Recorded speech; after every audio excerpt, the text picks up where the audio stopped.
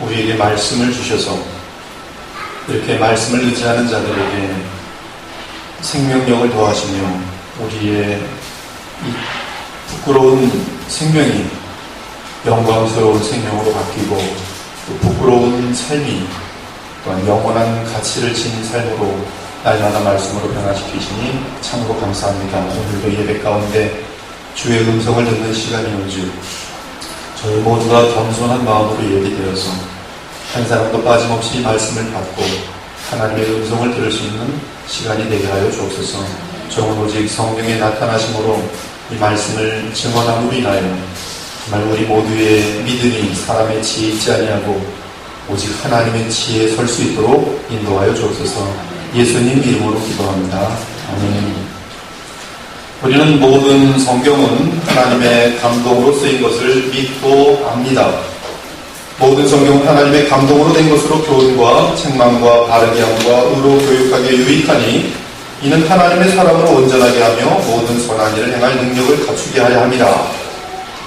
먼저 알 것은 성경의 모든 예언은 사사로의 필 것이 아니니 예언은 언제든지 사람의 뜻으로 낸 것이 아니요 오직 성령의 감동하심을 받은 사람들이 하나님께 받아 말한 것입니다.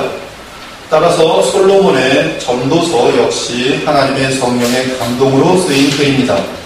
그런데 십자가의 구속을 완성하시고 부활하신 우리 주 예수 그리스도께서는 구약을 포함한 모든 성경은 자신에 관해 알려주고 있다고 했습니다.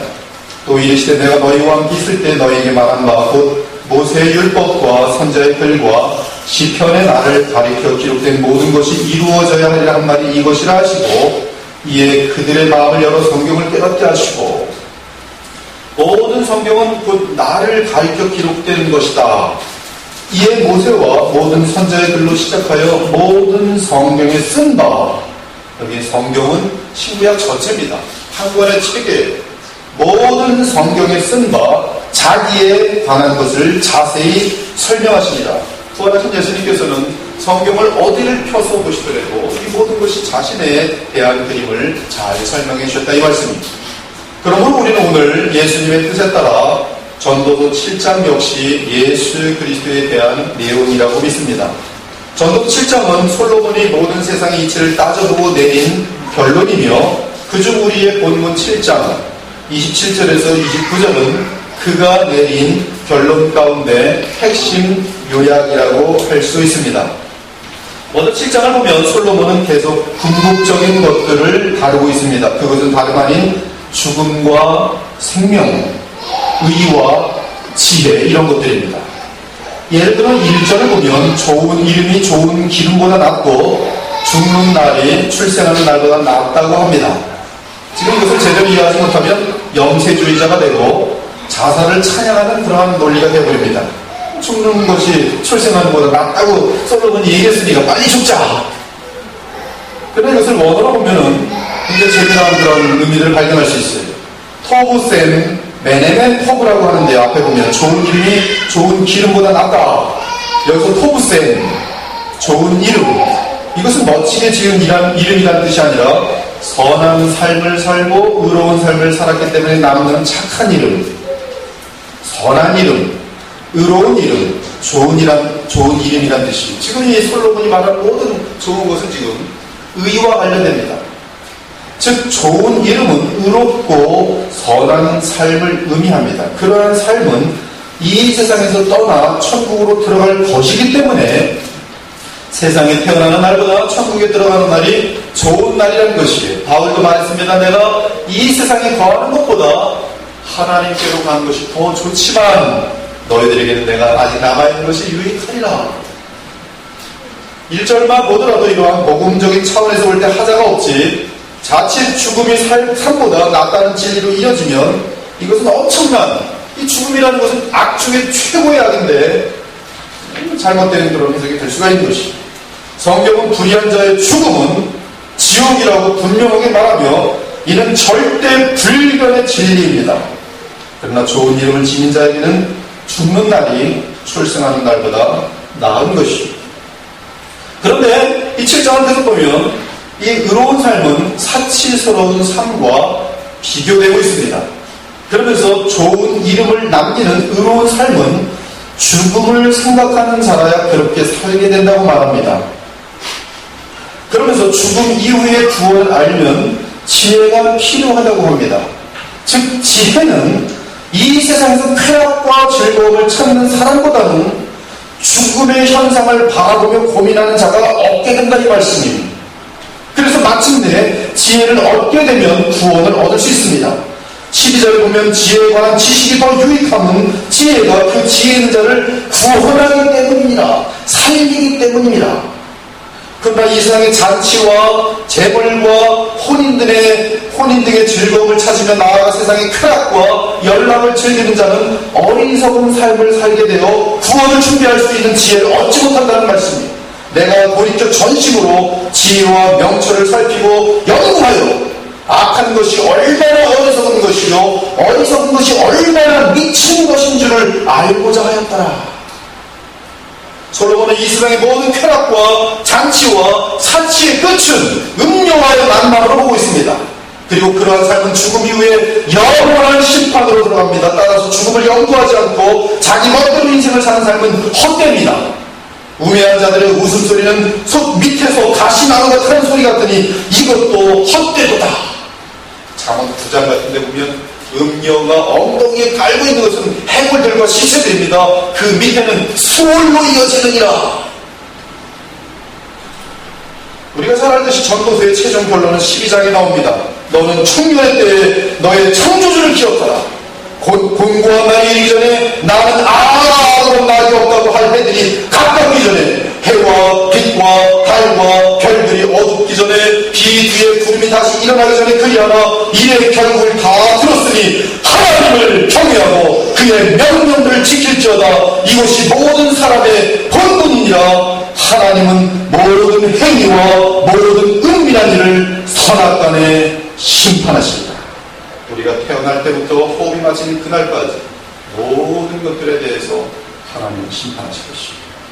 그러므로 솔로몬의 결론을 얻어내고 거꾸로 올라오면 하나님의 심판이 있으므로 너희들은 의로운 삶을 살아 지혜로운 삶을 살아. 그러므로 우리는 늘 심판의 날을 기억하면서 죽음이 임하기 전에 지혜를 구하여 그 지혜로 구원을 얻어야 할 것입니다. 지혜는 유산같이 아름답고 햇빛을 보는 자에게 유익이 되는도다. 사람 여러분, 우리 인생은 즐거운 일과 슬픈 일이 있게 마련이고 완전한 의를 지녀 구원을 얻지 않는 이상 이 세상에서는 악한 자가 형통하며 의로운 자가 비참을 겪는 일들이 있어서 허무할 뿐입니다. 이해가잖아요. 저 사람 악한 사람인데 하는 일마다 다 잘 돼요. 건강하고 이분은 보니까 참 믿음이 좋은데 병들어 있고 하는 일마다 안 됩니다. 그러면 우리는 헷갈려서 허물을 느껴요. 무엇입니까? 왜 그런가? 하나님께서 말씀하십니다. 그 때문에 다 헛되고 허무입니다. 그러나 지혜는 인간의 삶의 과정을 통해 그리고 세상의 허물과 죽음을 통해 하나님을 경외함을 터득합니다. 하나님 경외함을 터득하는 것은 구약에서는 지혜를 얻은 것으로 간주하고 또한 영생에 이르는 길을 알게 된 것을 의미합니다. 그러므로 지혜는 우리를 구원으로 이르게 함으로 세상의 그 어떤 권력이나 재물보다 귀합니다. 이에 19절에 지혜가 지혜자를 성 가운데 있는 10명의 권력자들보다 더 능력이 있게 하느니라. 그러나 슬픈 것은 20절이 말한 것처럼 선을 행하고 전혀 죄를 범하지 아니하는 의인은 세상에 없습니다. 아무도 없습니다. 우리 인간들은 한 사람도 빠짐없이 너무나 부패해서 스스로 완전하게 살아갈 수가 없습니다. 그렇다면 아무나 구원을 얻을 수 없으며 영생을 얻을 수 없습니다. 이것도 헛되요. 솔로몬이 보니까. 따라서 모든 것이 헛되며 헛되고 이 세상에는 아무런 소망이 없고 아무런 의미가 없는 것이 다 허무할 뿐입니다.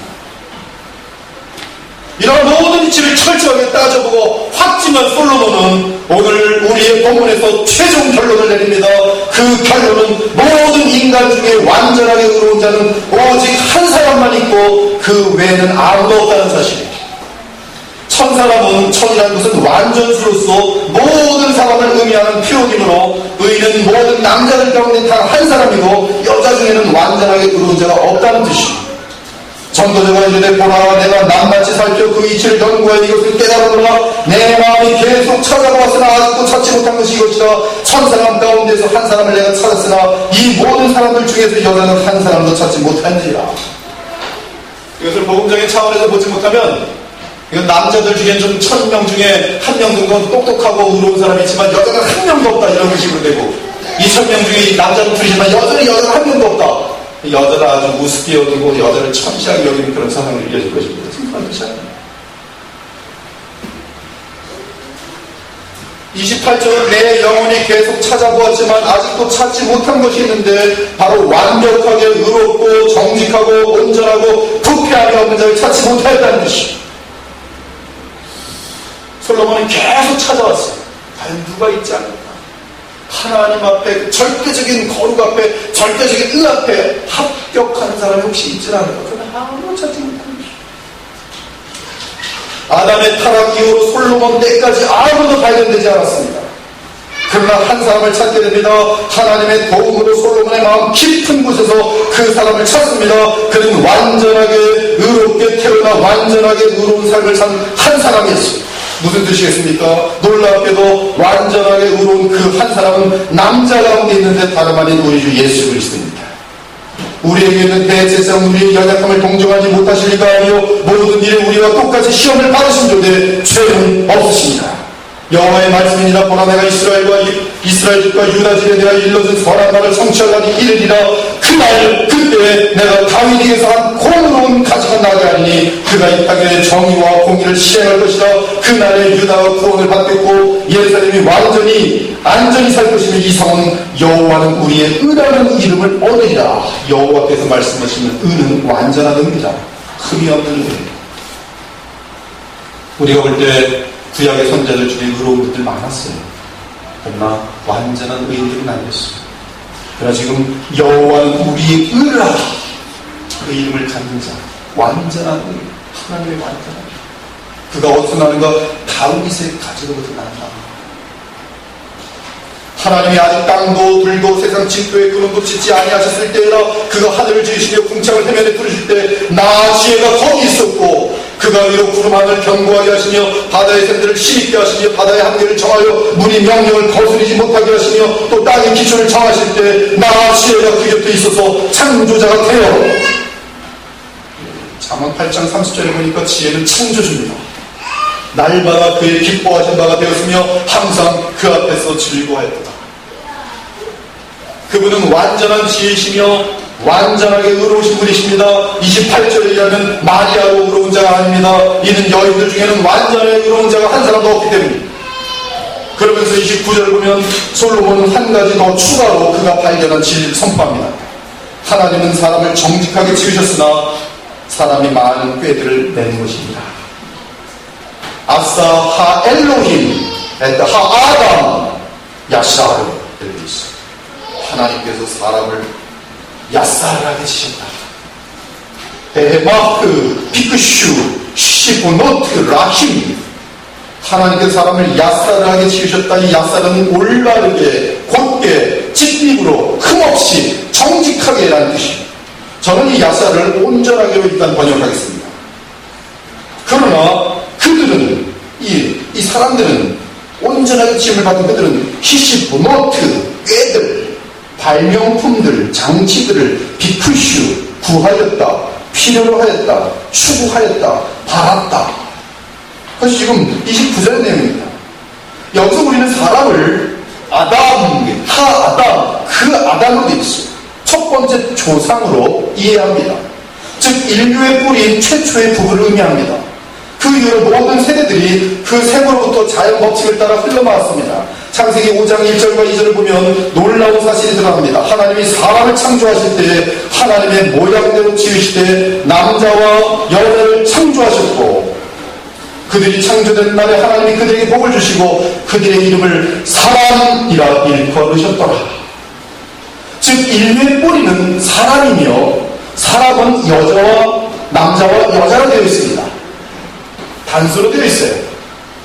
하나님 보시기에는 연합된 남자와 여자는 한 몸입니다. 아담이 사람입니다. 언어로는 창세기 5장 1절의 사람과 우리의 본문의 사람이 다 같이 정관사가 붙으면서 그 사람 아담으로서 똑같이 되어 있습니다. 이러한 의미에서 사람은 하나님의 속성에 잘 맞춰져서 완벽하게 그리고 정직하게 지음을 받았습니다. 온전하게 지음을 받았습니다. 그는 그의 몸과 영혼에 있어서 결함이 전혀 없었고 아무런 부패가 없었으며 나이가 지지 않았습니다. 그는 온전하게 지어졌기 때문에 그의 영혼 안에는 아무런 불규칙이나 모순이나 무질서가 없었습니다. 또한 하나님의 뜻과 법에 거치는 것이 없었어요. 무질서가 심해지는 것이 미친 것이죠. 사람은 처음 창조된 상태에 있어서 하나님을 그의 목적으로 삼고 그분을 곧바로 향하고 있었습니다. 이러한 곧바른 사람의 성향은 그의 몸이 다른 모든 살아있는 피조물들과는 달리 직립으로 지어진 점에서 상징적으로 나타났습니다. 하나님께서는 사람을 온전하게 지으셨고 아담과 하와는 사람으로서 의로우며 순결하고 거룩하였습니다. 하나님처럼 처음에 사람을 온전하게 지으셨습니다. 처음에 엉터리로 부족하고 흠이 많게 지으신 다음에 나중에 흠없고 의롭고 온전하게 만드신 것이 아닙니다. 처음부터 자신의 모양 그대로 사람을 지으셨어요. 그러므로 본래의 의가 그와 함께하였으며 또한 도덕적으로 선하고 의로운 사람이 되었습니다. 그것이 아담과 하와입니다. 하나님께서 그에게 산영을 불어넣으실 때 그는 그에게 의로운 영혼을 불어넣으셨습니다. 의로운 존재, 의로운 능력이 임하였습니다. 의로운 생명이 임하였습니다. 하나님의 것이 그에게 임하였습니다. 그런데 사람이 많은 꾀들을 내었습니다. 꾀를 내었다는 것은 욕심을 부렸다는 뜻입니다. 이 꾀는 하나님으로부터 받은 것이 아니라 인간이 하나님과 무관하게 스스로 뭔가를 꾸며내었다는 뜻입니다. 아담과 하와 즉 사람은 하나님 안에서 안식하며 만족하는 대신 자신들의 꾀를 추구하기 시작하였습니다. 그들은 스스로 삶을 영위하고자 했습니다. 그러나 도리어 그들은 자신들을 철저하게 망쳐놓았습니다. 그들의 파괴는 오직 그들 자신에게서 나온 고유한 꾀로 인한 것이었습니다. 그들은 하나님께서 그들을 지으신 대로 머무리려고 하지 않았습니다. 그들은 많은 꾀를 내어 더 멋진 존재가 되어 하나님처럼 되고자 하였습니다. 그러나 창조주께서 경고하신 대로 오히려 자신들을 기형으로 만들더니 모든 것을 망쳐놓았어요. 솔로몬이 말합니다. 내가 깨달은 것은 이것이다. 여러분의 가장 큰 관심을 이 진리에 두고 마음을 집중하기 바랍니다. 솔로몬이 그 오랜 기간에 머리를 싸매고 하나님이신 거의 완전한 지혜를 가지고 근거하고 관찰하고 논리로 따져보고 내린 결론입니다. 그 진리는 사람의 본성은 부패하였다는 것입니다. 아무도 의로운 자가 없다는 것입니다. 하지만 그 부패는 하나님께서 사람을 정직하게 지으셨기 때문에 하나님으로부터 온 것이 아니라 사람 스스로 많은 꾀들을 내므로 아담과 하와로부터 기는 것입니다. 그러면 오늘 솔로몬이 최종적으로 발견한 것은 첫사람 아담과 하와는 온전하게 지음을 받았으나 스스로 꾀를 내어 온전한 상태에서 벗어나 부패한 상태로 떨어졌다는 사실입니다. 그리고 온 인류 가운데 단 한 사람만이 완전하게 의롭다는 사실, 그리고 그 사람은 남자입니다. 그는 바로 하나님께서 보내시는 하나님의 아들로서 사람의 몸을 입고 오신 예수님이었습니다. 아무튼 사람의 처음 상태는 의로운 상태로 지음받았습니다. 한편 사람의 의는 피조되지 않은 의, 곧 하나님의 절대적인 의가 최고의 척도입니다. 사람의 의든 천사들의 의든 피조된 모든 의는 그 척도로서 하나님의 절대적인 의를 기준으로 삼아야 합니다. 이것을 율법이라고 말해요. 하나님의 의의 기준입니다. 절대 기준입니다. 따라서 피조물은 창조주를 기준으로 하는 법을 지니며 그 법에 순응해야 합니다. 그렇지 않으면 고장난 것입니다. 우리가 시계를 만들었는데 시계가 12시, 1시 규칙대로 가지 않고 12시 갔다 6시로 갔다 이런 고장나면 버려야 됩니다. 똑같은 거예요. 따라서 피조물은 창조주를 기준으로 하는 법을 지니며 그 법에 순응해야 합니다. 피조물이 자연적으로 하나님으로부터 독립될 수 없는 것처럼 피조물은 도덕적으로도 그 행동과 힘에 있어서 하나님으로부터 독립될 수 없습니다. 피조물은 피조물로서 창조주의 뜻을 최고의 법으로 인정해야 합니다. 이는 피조물은 하나님 없이 존재할 수 없을 뿐만 아니라 오직 그분을 위해 존재하기 위하여 피조되었기 때문입니다. 따라서 모든 피조물은 그분의 뜻에 따라야 합니다. 하지만 인격체는 법이 계시되기까지는 아직은 아무런 법에 구속되지 않습니다. 그러므로 이성적인 피조물인 사람은 그가 이성적으로 지음을 받는 순간부터 법이 있기 마련입니다. 그렇지 않으면 그에게 온전함 또는 정직이라는 것이 존재할 수 없습니다. 그러므로 하나님께서 사람을 정직하게 지으셨다는 뜻은 정직을 구별해낼 수 있는 법이 있으며 그 법에 따라서 이 아담은 움직이고 있다는 뜻입니다. 창조주의 절대 기준인 율법에 따라서 온전하였다는 뜻입니다. 거기에 부합되었다는 것이, 어긋난 것이 없었다는 뜻입니다. 즉 사람은 지음을 받을 때 수능해야 할 법이 있었습니다. 무엇이든 규칙적인 원칙이 있다는 것은 반드시 법을 정진합니다. 따라서 우리가 알 수 있는 것은 이 법은 영원하며 불가결한 의의 법이라는 사실인데 아담은 그것을 지키고 있습니다. 하지만 아담은 사탄의 꾀임을 받고 그 법을 거절했습니다. 반면에 둘째 아담이신 우리 주 예수 그리스도는 그 법의 모든 사항을 완전히 준행하였습니다. 이에 완전한 의를 성취하셨고 그에 따른 영원한 생명과 나라를 보상으로 얻으셨습니다. 사랑하는 여러분, 참 하나님을 모르는 불신자들 가운데도 하나님의 절대법에 대한 부분적인 의식이 여전히 남아있기에 그들은 율법이 없어도 자기가 자기에게 율법이 됩니다. 그래서 하나님의 법에 모순된 행동을 하면 양심이 아픈 거예요. 물론 나중에 이 법은 십계명으로 요약되어 시내산에서 이스라엘 백성에게 선포되었습니다. 이에 사람의 의는 이 율법 또는 규칙에 완전하게 순응하는 것을 의미합니다. 좀 더 구체적으로 말하면 사람에게는 두 가지의 순응이 필요합니다. 하나는 하나님의 법에 그의 영혼의 능력이 순응하는 것으로서 특유의 의라고 불리는 의이고, 저는 엘라멘트, 본성입니다. 다른 하나는 우리의 모든 행동이 그 법에 순응하는 것으로서 내 속에 있는 특유한 의가 나를 통하여 공간과 삶 가운데 나타나는 것입니다. 실제적인 의라고 불립니다. 실제적인 의, practical righteousness. 즉 하나님께서는 사람을 지으실 때 특유한 의를 지닌 존재로 지으셨습니다. 본성적으로 의롭게 하셨다는 뜻입니다. 이에 사람은 스스로 의롭게 행동하며 자연스럽게 실제적인 의를 나타내었습니다. 특유한 의는 하나님께서 사람의 손에 쥐어진 자원이었습니다. 사람은 주께서 부여하신 특유한 의를 사용하고 발전시켜서 실제적인 의를 만들어내야 했습니다. 다시 요약하면 사람이 지음을 받을 때 지닌 특유의 의는 그의 영혼의 모든 기능과 능력이 하나님의 율법에 순응하도록 만드는 본성적인 의였습니다. 우리는 사람이 지음을 받을 때 맨 처음에 부여받은 이 의를 본래의 의, 이 original righteousness 또는 원죄와 반대되는 용어로 원의라고 부릅니다. 한국에서는 이러한 가르침들이 아직 들어와 있지 않아요. 우리는 이 원의 또는 본래의 의 또는 특유의 의를 지식, 의지, 감정이라는 세 가지 측면에서 다뤄볼 수 있습니다. 즉 처음 사람을 지, 정, 의로 다루어 볼 수 있습니다. 첫째, 사람입니다. 아담과 하와예요. 그 사람. 아직 죄가 들어오기 전입니다. 하나님께서 지어놓으신 그때의 모습의 사람이 뭔지에 대해서 지, 정, 의로 우리가 살펴보자는 말씀입니다. 첫째, 사람의 이해력은 지입니다. 지각. 마인드라고 해요. 영어로 마인드. 사람의 이해력은 하나님의 빛을 반사하는 등불이었습니다. 그는 하나님의 형상을 따라 지음을 받았기 때문에 지식에 있어서 부족함이 없었습니다. 물론 하나님처럼 무한하고 완전한 지식을 지니지는 않았습니다. 그럼에도 그의 지식은 온전하였으며 오류가 없었습니다.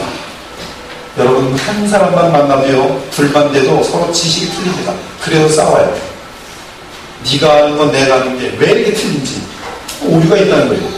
그러나 첫사람 아담, 즉 아담과 하와에게는 오류가 없었습니다. 그들이 알고 있는 지식은 무한하진 않았지만 정확했습니다. 특히 그는 하나님의 율법 및 그 율법에 따른 의무를 완벽하게 이해하였습니다. 새 사람을 입었으니 이는 자기를 창조하신 이의 형상을 따라 지으시기까지 새롭게 하심을 입은 자니라. 실제로 그가 하나님의 율법에 보편적인 순종을 하려면 완벽한 지식이 필요했습니다. 하나님의 계명을 알지 못한다면 법에 따라 순종하는 것은 가능하지 않습니다. 물론 아담은 돌에 새겨진 율법을 갖고 있지는 않았습니다. 하지만 그는 지음을 받을 때 그의 지각에 율법에 대한 지식이 쓰여 있었습니다. 하나님께서는 율법을 그의 영혼 안에 새겨 넣으셨고 그가 자기 자신에게 율법이 되게 하셨습니다. 이 사실은 불신자들의 영혼에도 그 흔적이 남아서 지금도 증거하고 있어요.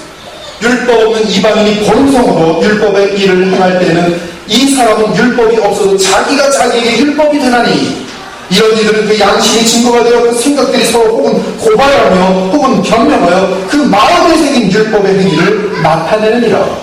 그들 마음속에 율법이 새겨진 것을 증거한다는 것이 안 믿는 사람들 맞아요. 또한 사람은 하나님께서 만드신 만물에 대한 분명하고 정교한 지식이 있었습니다. 우리는 이 사실을 아담이 들판의 짐승들과 하늘의 새들 및 모든 생물들에게 그들의 본성을 따라 이름을 지어준 사건에서 알 수 있습니다. 아담이 동물만 이름을 지어준 게 아니에요. 하늘의 새들의 이름도 다 지어지고 생물의 이름들도 다 지었어요. 여러분 구약에서 그 히브리 사고에서 이름을 지었다는 것은 그 사람의 본성을 안다는 뜻입니다. 아담이 각 생물을 부르는 것이 곧 그 이름이 되었더라. 아담의 지식은 모든 만물들에 대해서 정확하게 알고 있었어요. 그 본성을 알고 있어요. 이거 마이크야. 여기는 말을 하면 이렇게 크게 들리는 거예요. 정확한 지식이에요. 물론 그때는 마이크가 없지. 정확하게 이것은 딱 보니까 이건 개미야. 알아내는 거예요. 개미는 얘네들은 사회생활을 할 거야.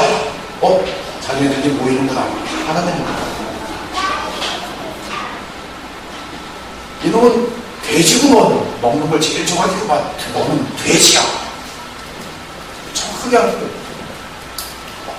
독수리, 너는 새들의 왕이구나. 독수리가 하나. 좀 그 뜻입니다. 아담은 하나님의 뜻을 따라 만물을 다스리고 사용하고 관리할 수 있는 통치권을 가지고 있으며 이는 아담이 만물의 본성에 대한 지식을 지녔음을 의미합니다.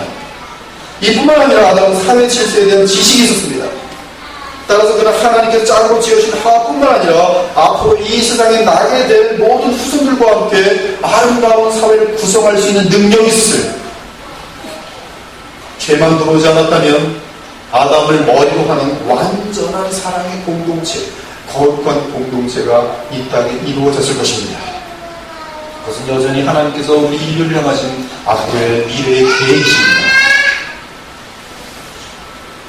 여러분, 인류의 죄가 들어오지 않았다면 아담을 머리로 하는 인류는 거대하고 완전한 거룩과 사랑의 공동체를 이뤘을 것이고 이처럼 아담과 이브 곧 사람은 지식에 있어서 온전하였습니다.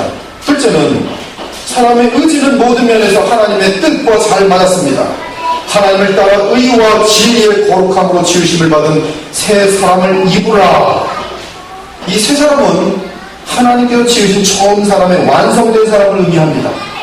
그런데 그 새 사람의 특징 가운데 하나님을 따라 의를 입는 것이 있습니다.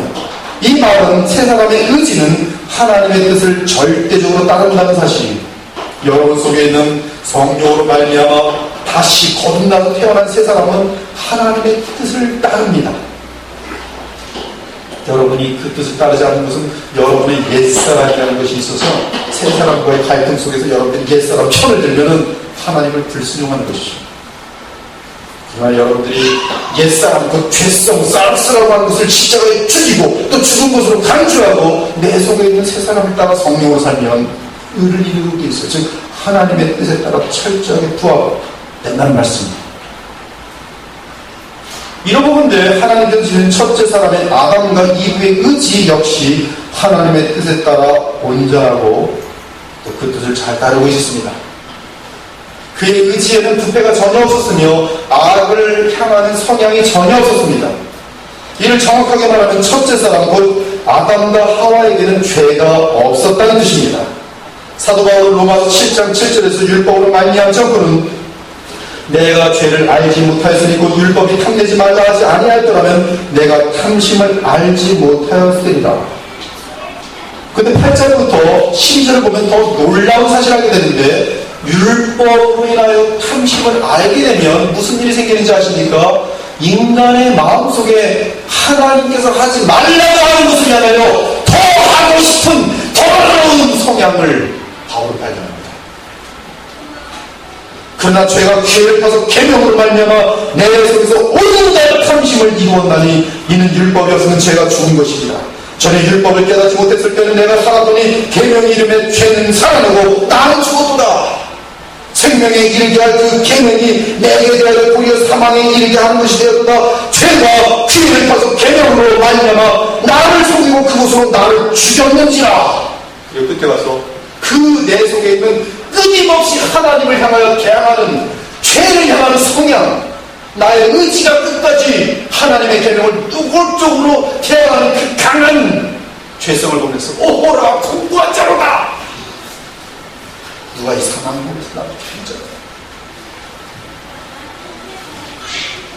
이 악을 향하는 성향은 참으로 죄의 원천이며 그 성향은 본문이 분명하게 말한 것처럼 사람이 지음을 받을 때 지닌 올바름 또는 고든 정직에 어긋납니다. 없었어요. 처음 사람은 비록 그 의지의 성향이 변할 가능성은 있을지라도 타락 전에는 자연스럽게 하나님과 선을 향하는 성향을 지니고 있었습니다. 마치 그림자가 몸을 따르듯이 원래 지어진 사람의 의지는 창조주의 뜻을 그대로 따르도록 되어 있었습니다. 성경에서 마음의 율법이 새겨졌다는 것은 사람의 의지가 율법의 명령에 호응하려는 성향을 지니게 되었다는 뜻까지 포함합니다. 이방인들은, 믿지 않는 사람들은 지식으로는 알아요. 내가 그렇게 하면 안 되지. 그런데 그렇게 합니다. 계속. 내가 나쁜 짓 하면 안 되지. 근데 계속 나쁜 짓을 해요. 에스겔서나 또한 성령으로 말미암아 우리의 마음에 새로운 율법이 새겨질 것이다. 그것도 그냥 율법에 따라 나쁜 짓을 안 하는 능력까지 만든 것은 성령의 역사, 거듭남의 역사, 생명의 역사. 또 주께서 이르시되 그날 후에 내가 이스라엘 집과 맺을 언약은 이것이니 내 법을 그들이 생각에 두고 그들의 마음에 이것을 기록하리라. 그들이 하나님의 법을 정확히 이 지각으로 알 뿐만 아니라 생각으로 알 뿐만 아니라 그들의 마음이 하나님의 율법으로 기록되어 있어서 하나님 말씀대로 살고자 하는 그런 성향이 생겨났다 이 것이죠. 나는 그들에게 하나님이 되고 그들은 내게 백성이 되리라. 우리가 그리스도의 은혜에 의해 새롭게 되면 우리의 속사람의 의지는 자연스럽게 모든 면에서 율법이 요구하는 대로 의와 거룩을 향하게 됩니다. 의는 주께서 명하신 대로 순종하며 거룩은 우리 마음이 주께로만 향한다는 뜻이죠. 마찬가지로 하나님께서 사람을 처음 지으실 때 온전한 아담의 의지 역시 율법이 명하는 모든 것을 향해 자연스러운 성향을 부여받았습니다. 이것을 만일 중생한 사람에게 부여된 신성한 성품이라고 말한다면 아담 역시 신성한 성품을 부여받았던 것이죠. 하나님께서 그의 코에 생기를 부어놓은 것입니다. 그것이 우리가 동물들하고 구별되는 제일 중요한 것이죠. 하나님의 형상, 신성한 성품이 우리에게 임재되었습니다. 그것은 분명 주 하나님께서 그에게 생기를 부어넣으실 때에 함께 부여되는 신성한 성품. 이로써 그 고배롭고 지옥이 큰 약속을 우리에게 주사 이 약속으로 말미암아 너희가 정욕 때문에 세상에 썩어진 것을 피하여 신성한 성품에 참여하는 자가 되게 하여 하셨느니라. 이러한 신성한 성품이 성령의 역사로 인하여 사람의 마음에 불어넣은 거룩을 향하는 성향이라면 분명히 아담의 의지에도 이러한 성향이 있어서 부족함이 없었을 것입니다. 그 이유는 아담 안에는 하나님의 형상이 온전하였기 때문입니다. 따라서 아담의 처음 상태는 의지에 있어서 늘 의와 거룩을 향하고 있었습니다. 셋째는 지, 의, 감정입니다. 그의 감정 역시 지식과 의지와 함께 조화를 이루며 질서 가운데 있었습니다. 그의 감정은 순결하고 맑았으며 사랑으로 충만했습니다. 따라서 온 마음을 다해 하나님을 사랑하였고 또한 이웃을 사랑하였어요. 자신을 내어주는 데까지 사랑하는 그러한 사랑의 감정이 사람의 처음 상태의 감정이었습니다. 주께서 너희 마음을 인도하여 하나님의 사랑에 들어가게 하시기를 원하노라. 거칠게 요동하는 물은 빛을 반영하기에 적절하지 않듯이 더러운 감정과 무질서한 감정은 하나님과 교통하기에 적절하지 않습니다. 여러분 마음속에 미움으로 가득 차는데 예배에 나와서 예배가 들리지 않아요. 여러분의 감정 속에 세상의 추악한 것들을 사랑하는 마음이 있으면 이 예배의 설교가 시끄럽게 들립니다. 하나님 말씀이기 때문에. 더러운 감정과 무질서한 감정은 하나님과 교통하기에 적절하지 않습니다. 여러분 마음이 지금 이 시간에 그리스도의 보혈로 말미암아 죄 씻음을 받고 평강 가운데 있다면 하나님 말씀에 선포될 때 이 세상의 어떤 드라마보다 재밌어요.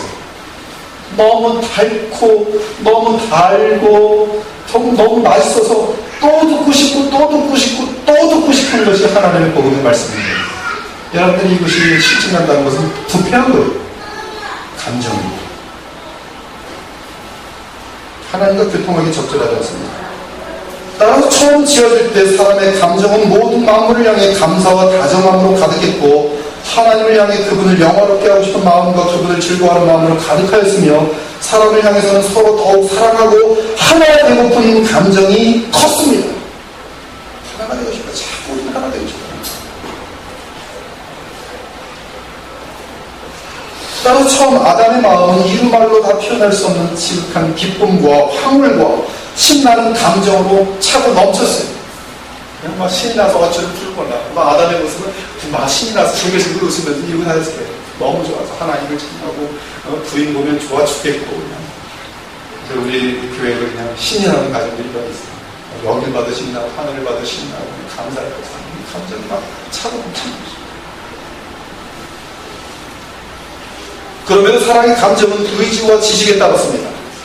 그러므로 감정이 의지와 이성과 조화를 이룸으로써 자기가 조절하지 못하거나 원하지 않는 감정은 나타날 수 없었습니다. 감정 때문에 의지가 이래서는 안 되는데 생각도 지금 정확히 알고 있고 의지도 이렇게 가야 되는 게 있는데 감정이 세니까 애가 좋은 쪽으로 막 가는 거예요. 죄를 짓는 쾌락으로 막 딱 말려가는데 의지가 감정을 다스리는 것이 아니라 감정이 의지를 다스리는 거예요. 지금 이 시대의 특징이죠. 그래서 사람은 에메트하지 않습니다. 에메트한 사람은 자기가 알고 있는 말을 가지고 감정을 조절하는 것이 신실하지 않은 사람들은 감정에 의해서 의지를 흔들어버리는 거예요. 바로 이렇게 해야 되는 걸 알면서도 생각도 알고 의지도 있는데 감정에 끌려서 아무것도 못하는 거예요. 그 사람들은 망조입니다. 망조. 아무것도 못해요. 아무것도 이룰 수 없습니다. 무질서기 때문에. 또한 감정이 의지를 다스려서 내가 원하지 않는데 감정 때문에 행동하게 되는 일도 없었습니다. 그러므로 그때 사람의 원래 상태의 감정은 철저한 질서 속에 있었고 모든 정신적인 질환이 있을 수가 없었습니다. 더러움이 전혀 없는 순결하고 청결한 감정 가운데 아담의 존재 그 자체가 황홀과 기쁨과 사랑과 감사로 충만한 상태였습니다. 이처럼 사람의 본성은 마음과 몸과 연합된 상태로서 하나님 안에 올바르게 있었습니다. 그것이 처음 사람의 상태였어요.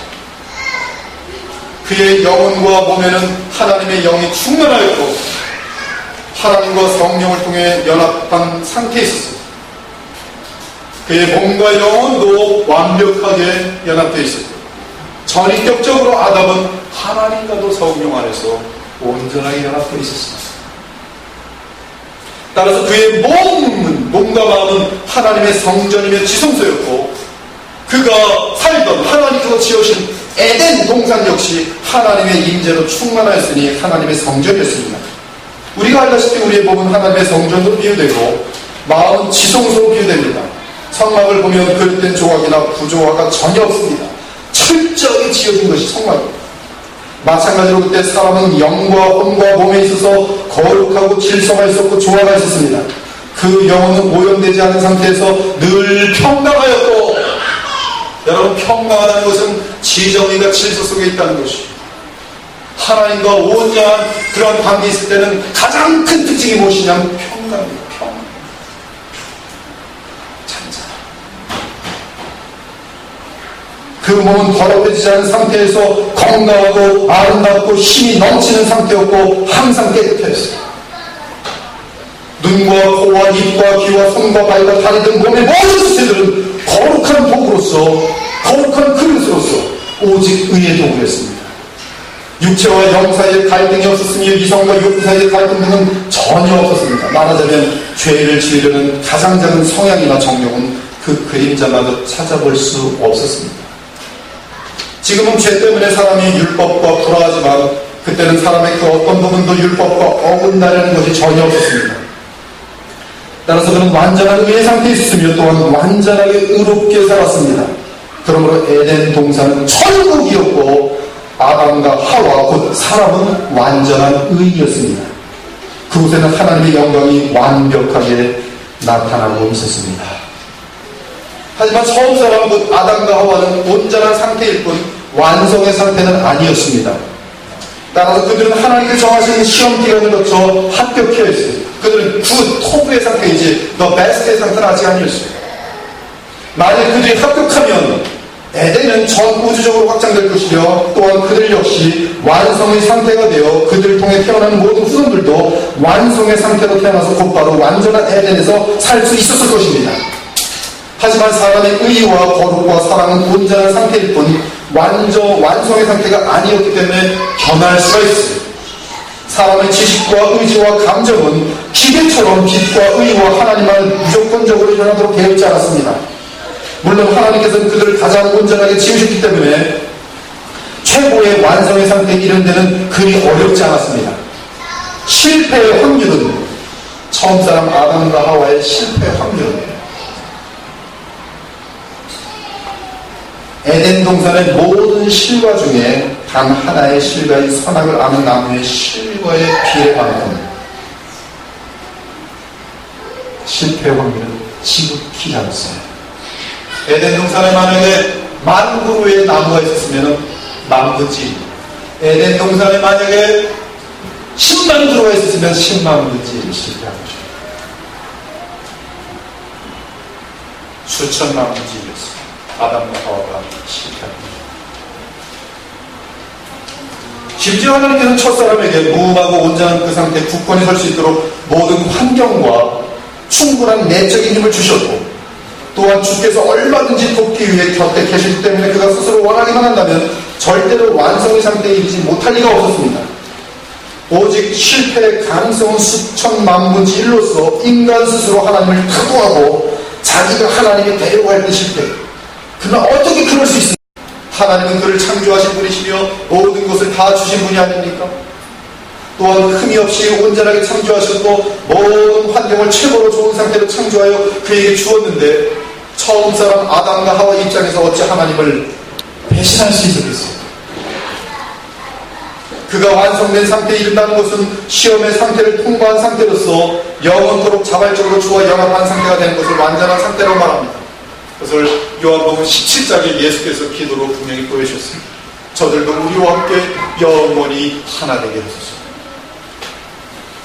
만일 아담의 창조주가 정하신 수습기간을 견뎌낸다면 그에게 완성의 상태가 확정되며 보상이 주어졌을 것입니다.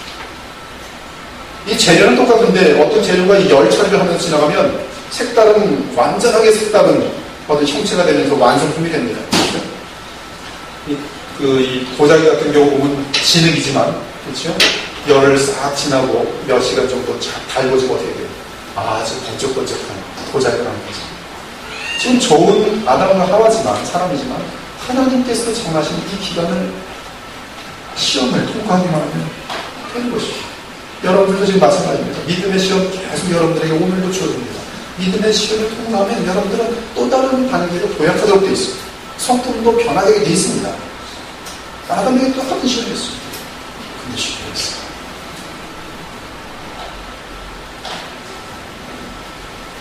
아담은 실패하고 그의 후손들 역시 완성의 단계에 이를 수 없게 되었습니다. 참 속상하죠? 그러나 자비하신 하나님 우리에게 다시 기회 주셨습니다. 속상할 필요 없어요. 하나님을 탓할 필요 없어요. 아담을 탓할 필요 없어요. 그래도 죽기까지 복종하신 그리스도를 우리에게 보내주셨어요. 그리고 그리스도의 공로를 믿고 그분이 보내시는 성령을 받아서 새 사람이 됨으로 확정된 의의 상태에 이를 수 있도록 하였습니다. 그 남은 인생 가운데 우리의 지식과 감정이 성령을 통해 그리스도에 연합하여 하나님을 따름으로 의와 거룩과 사랑을 이루어갈 수 있도록 하셨습니다. 그 죽음을 지나 우리의 영혼이 하나님 곁에 이르러 영원롭게 되었다가 예수 그리스도의 재림때 완성된 몸, 곧 몸이 부활을 입게 되면서 영원롭게 된 완성된 영혼과 합쳐지게 되는데 그때 우리는 완성된 사람이 되는 것이죠. 이 자리에 계신 많은 사람들이 아담에게 의도하셨던 하나님의 완성된 작품들이 다 될 겁니다. 저도 빛을 우리 지금 다 알 수 없어요. 예수님의 부활책 영광 영광이가 우리의 것입니다. 서로 알아보면서 거기서도 이 생선도 먹을 수 있을 것이니 서로 부둥켜 안으면서 악수를 하는데 공간을 초월하는 신기한 존재일 것이죠. 빛의 자녀 예수님이 빛과 어떤 연관성이 있을 것입니다. 이처럼 사람은 원래 하나님의 형상에 따라 의롭게 지어졌습니다. 그런 의의 상태는 지식, 의, 진리의 거룩함에 긍정적인 속성들을 포함하였습니다. 따라서 하나님께서는 사람을 마지막으로 지으신 후에 하나님이 지으신 그 모든 것을 보시니 보시기에 심히 토부하였더라. 너무 좋았더라. 미소 지으셨습니다. 이는 사람을 포함한 모든 만물이 하나님의 뜻에 따라 각각 선한 본성대로 지어졌다는 뜻입니다. 특히 사람은 선하시고 정직하신 주의 형상을 따라 지음받았기 때문에 선하고 정직하게 곧 올바르게 지음받았습니다. 즉 그의 처음 상태는 완성의 상태를 달성할 수 있는 상태였습니다. 이는 자기의 의지에 따라 영원토록 하나님을 알고 사랑하고 섬기는 목적을 이룰 수 있었던 것입니다. 이제 아담과 하와 곧 사람은 그가 받은 모든 능력과 원칙과 성향에 따라 온 마음과 몸으로 율법에 순복하든지 아니면 불복할 수 있습니다. 만일 그가 정해진 기간 동안 순복하면 완성된 사람이 되는 것이고 그렇지 못하면 망가진 사람 곧 죄인이 되는 것이죠. 만군의 여호와께서 이와 같이 말씀하실 때 사람이 토기장의 그릇을 한번 깨뜨리면 다시 완전하게 할 수 없도다. 이제 완전하게 할 수 없어요. 그 방법은 인간의 방법. 깨어진 토기는 다시 만들 수가 없습니다. 그러나 우리가 알다시피 그토록 좋은 상황과 여건 속에서 슬프게도 아담과 하와는 완성된 사람이 되지 못하고 사탄에게 미혹되어 죄를 범함으로 망가지게 되었고 따라서 율법의 저주대로 비참한 사람이 되고 말았습니다. 그 증거가 인간의 비참의 증거가 죽음을 향하는 사람들을 보십시오. 비참합니다. 죽음에 들어간 사람을 보십시오. 송장을 열어 제쳐보십시오. 그것처럼 비참한 게 없습니다. 시체를 가지고 아름답다는 사람 없습니다. 그것이 망가진 사람의 비참을 보여주는 것이죠. 즉 사람의 망가진 죄인된 상태를 입증하는 가장 분명한 증거, 부인할 수 없는 증거는 인간의 죽음인 것입니다. 그러므로 솔로몬은 죽음을 알아야 사람의 처음 상태를 알 수 있으며 죽음을 알아야 죽음에서 벗어날 수 있는 구원의 길을 알 수 있다고 깨닫게 된 것이죠.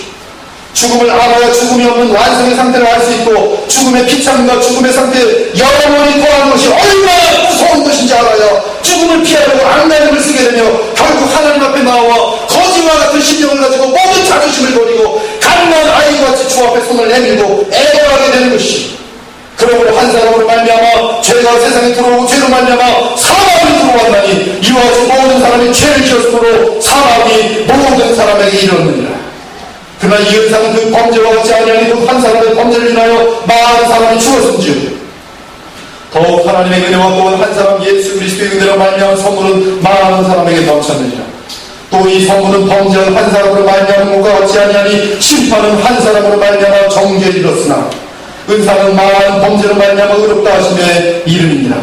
한 사람의 범죄로 말미암아 사망이 그 한 사람을 통하여 왕노릇하였은즉 더욱 은혜와 의의 선물을 넘치게 받는 자들은 한 분 예수 그리스도를 통하여 생명 안에서 왕노릇하리라. 그런즉 한 범죄로 많은 사람이 정죄에 이른 것 같이 한 의로운 행위로 말미암아 많은 사람이 의롭다 하심을 받아 생명에 이르렀느니라. 한 사람이 순종하지 아니함으로 많은 사람이 죄인 된 것 같이 한 사람으로 순종하심으로 말미암아 많은 사람이 의인이 되리라. 이는 죄가 사망 안에서 왕노릇한 것 같이 은혜도 또한 의로 말미암아 왕노릇하여 우리 주 예수 그리스도로 말미암아 영생에 이르게 하려 합니다. 하나님의 완전하신 그 선의와 그 은혜와 이 망가진 인간에게 다시 주시는 그 하나님의 아름다우신 예수 그리스도. 여러분 가운데 어떤 사교의 교주처럼 또는 이단의 교주처럼 나는 죽지 않고 영원히 살 수 있다고 확신하는 사람 있습니까? 그러면 그냥 사십시오. 죽지 말고 끝까지 사십시오. 대신 절대로 죽지 마십시오. 그러나 죽음을 이기지 못하고 내가 아무리 잘 살고 건강할지라도 결국은 김일성처럼 죽든지 진시황처럼 죽는 것을 안다면 그것은 망가진 상태이기 때문에 영원한 멸망의 지옥에 떨어질 것을 아십니다. 여러분 가운데 나는 보편적으로 다들 죽는 것처럼 나도 죽는 것을 믿는다고 생각한다면 지금 죽음 이후에 여러분의 상태가 어떻게 될지 준비하십니까? 솔로몬이 말해요. 죽음을 준비하지 못한 자들은 어리석은 자들이다. 신나게 먹고 놀고 신나게 먹고 놀고 이 사람들은 돌대가리들이다. 그렇게 얘기하고 있어요. 그 깔깔한 목소리가 소시 자작나무가 탈변하는 간지럽고 아주 얄팍한 소리뿐이 안 되는구나 이 뜻이에요. 네, 솔로몬은 지금 죽음이라는 엄중한 문제를 지금 그의 온전한 지혜 가운데 다 보고 있으면서 인간의 비참을 지금 보고 있기 때문에 죽음을 지나서 어떤 상태가 될지도 모르는데 깔깔깔깔거리고 있는 그들을 볼 때 솔로몬이 뭐예요? 저 한심한 것들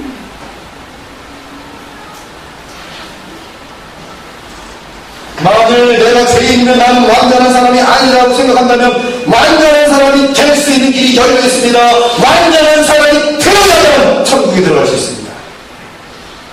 그 길은 영생의 길로서 우리 주 예수 그리스도로 말미암아 하나님께 이른 길입니다. 이는 그분만이 완전한 의이며 그분만이 완전한 지혜를 가진 분으로서 우리에게 구원의 길이시며 또한 생명과 빛이시기 때문에 우리에게 영생의 길이 되시고 우리에게 어떻게 하면 완성된 사람이 되는지를 알려주셨습니다. 사랑하는 여러분, 첫사람 아담과 하와가 이룬 에덴과 처음 피조된 상태를 회복하고 싶습니까? 그렇다면 하나님께 우리에게 은혜 주신 주 예수 그리스도께 나와 그분에게 배우시기 바랍니다. 아니 처음 상태로 회복되는 정도가 아니라 사람의 완성의 상태에 이르기를 원하십니까? 그러려면 주께서 보내신 성령을 힘입어 거듭나셔야 됩니다. 예수 그리스도는 내 죄의 문제를 해결하시기 위해 오신 하나님의 아들이며 구세주라는 사실을 인정하고 그분을 왕으로 모시고 그분으로부터 생명을 공급받으셔야 합니다. 그러면 그분이 은혜로 성령을 주시는 생명은 다름 아닌 완성된 생명으로서 우리를 완성된 사람으로 만들 것입니다. 그리스도의 생명을 받으면 우리의 영혼이 날마다 새로워질 것이며 우리의 몸 역시 주님께서 이 땅에 우주적인 에덴을 마련하시고 다시 오실 때 영광의 부활체로 변화되므로 우리의 몸과 영혼이 다같이 완성의 상태에 들어가 우리는 완성된 사람들이 될 것입니다. 그때 우리는 새하늘과 새 땅의 온 우주를 나의 집으로 삼고 하나님의 영광이 무한한 새 예루살렘 성에서 영원히 거하게 될 것입니다. 그것이 우리가 최종적으로 이룬 완성된 사람의 상태와 완성된 에덴입니다. 그러나 그 상태와 그곳에 이르지 못한 자는 게헨나에 떨어져 영원한 불에 타게 될 것입니다. 고장난 모든 것들은 게hen나라는 쓰레기통에 던져지게 될 것이고 그곳에서 영원히 불에 탄 것이고 존재가 사라지지 않아요. 우리 중에 단 한 사람도 영원한 천국에 이르지 못하는 자가 없기를 우리 주 예수 그리스도께 간곡히 부탁합니다. 우리 모두 이 시간 주 예수 그리스도 힘입어 온전한 생각과 감정, 의지를 갖고 주 하나님을 기쁘시게 하는 주의 자녀들이 되시기를 우리 주 예수 그리스도 이름으로 축원합니다. 하나님 함께 기도하겠습니다. 주 하나님 오늘